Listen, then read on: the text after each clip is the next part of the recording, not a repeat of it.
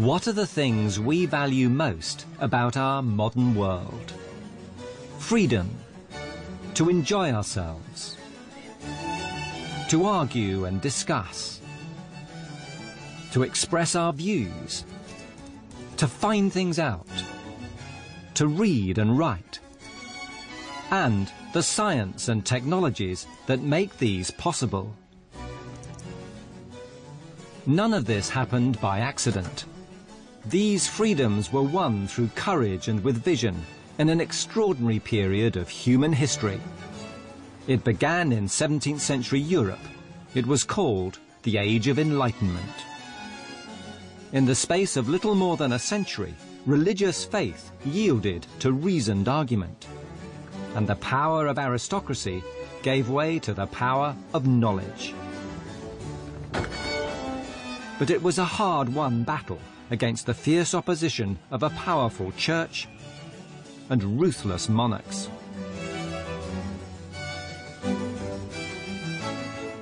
It laid the foundations for the modern world. In this program, we tell the story of 4 great Enlightenment innovators. Isaac Newton, who opened up knowledge to everybody by inventing modern science. Denis Diderot, who challenged the Church's monopoly on knowledge. The Marquis de Pombal, who built a modern city for the people of Lisbon. And Erasmus Darwin, whose discoveries deep underground mounted a direct challenge to the Church's claim to truth.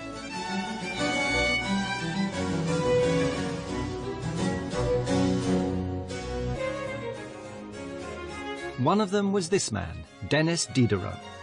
Unlike Voltaire, Diderot wasn't a member of the aristocratic elite. His great work was France's first encyclopedia, the engine of the Enlightenment.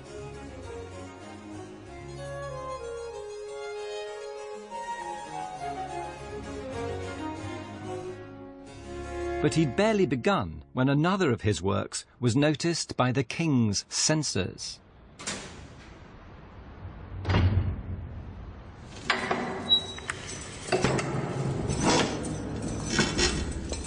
(1749) fand sich Diderot in einer Zelle im Château de Vincennes, vielleicht in dieser. Er hatte es gewagt, ein Buch zu schreiben, in dem er behauptete, Wissen käme von den Sinnen, nicht aus göttlicher Offenbarung. Für den König war das Provokation genug, um ihn hier festzusetzen. Obwohl Diderot im Hochsommer festgenommen wurde, brachte ihm sein Kerkermeister jeden Tag 2 Kerzen. Nach einigen Tagen sagte er dem Kerkermeister, er könne sie wieder mitnehmen, er brauche das nicht, das Licht sei gut, es sei Sommer. Aber der Kerkermeister sagte ihm, behalte sie, du wirst sie vielleicht während der langen Winterabende brauchen. Erst da wurde ihm klar, dass er hier vielleicht saß für Monate, Jahre, je nachdem, wie lange der König ihn behalten wollte. But the worst thing about imprisonment for Diderot was that it was keeping him from the great project of his life, the Encyclopédie, which he'd barely begun when he was thrown into jail.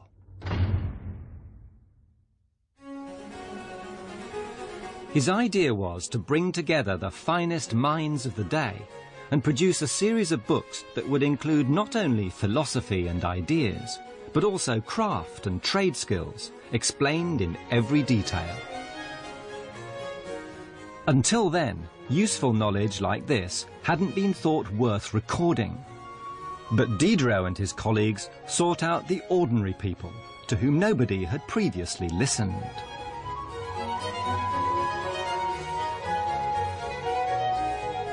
Die Behandlung der handwerklichen Tätigkeiten selbst war ein Programm der Enzyklopädie. Es hat die Handwerke sehr aufgewertet in einer Zeit, in der eigentlich nur Aristokraten einen Wert hatten. Und das kommt natürlich auch daher, Diderot kam aus Langres, also eigentlich aus der Provinz, aus der Champagne, und da war sein Vater ein Messerschmied, der hat Klingen geschmiedet und war sehr gut in seinem Beruf, wollte eigentlich auch, dass sein Sohn ihm nachfolgt, aber er hat es eine Woche lang probiert und er hat es wirklich nicht gewollt und er hat es wirklich nicht gekonnt, aber er war stolz auf seinen Vater. Er war stolz auf das Handwerk, er war stolz darauf, dass jemand etwas mit seinen Händen produzierte, und das ist natürlich auch genau das Gegenteil von den Priestern und Aristokraten, die Frankreich tatsächlich beherrschten. Even imprisonment didn't discourage Diderot as he planned his encyclopédie, nor did it tone down his radical intentions. But he realized it would outrage the authorities, especially the church. Sie durften nicht zu subversiv sein. Man muss sich erinnern, damals wurden Menschen nicht nur eingesperrt für das, was sie sagten, sie wurden tatsächlich auch noch hingerichtet, manchmal wahnsinnig grausam hingerichtet.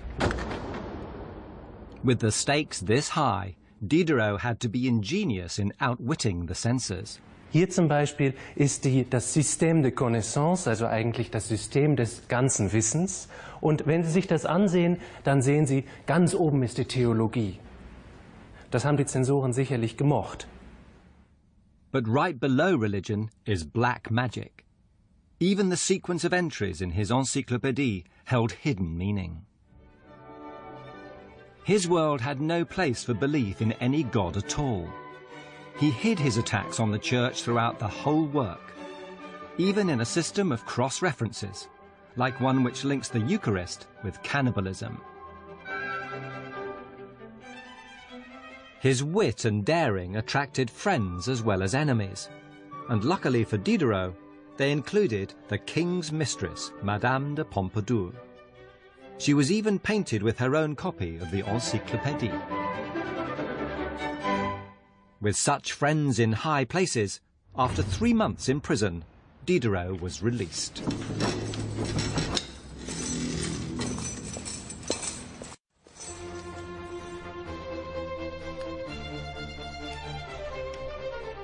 The king and the censors had realized that Diderot's great project had become an industry in itself, and potentially a very profitable one. Despite continuing harassment from the church, Diderot and his colleagues were consumed for the next 26 years in bringing their great work into being. There were 20 million words in 28 volumes, and every letter of every word had to be set by hand. Hundreds of typesetters, tanners, printers and bookbinders were involved.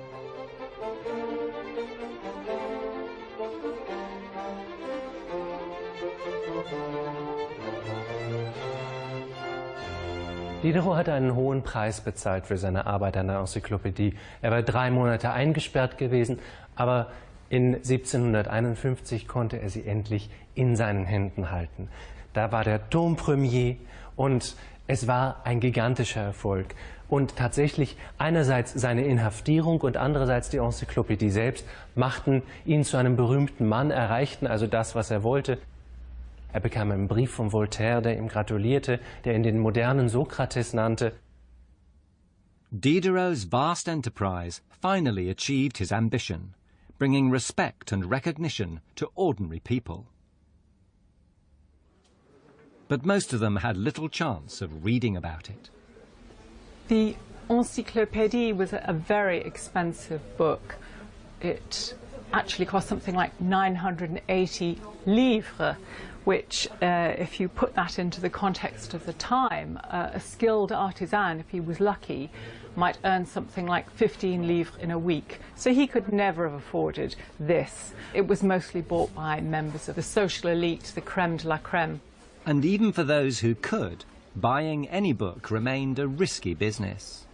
Something like half the books that were published in France during the 18th century were banned books. They were sold under the counter secretly. And even the Encyclopédie was banned for a number of years. But Diderot said, a book banned is a book read.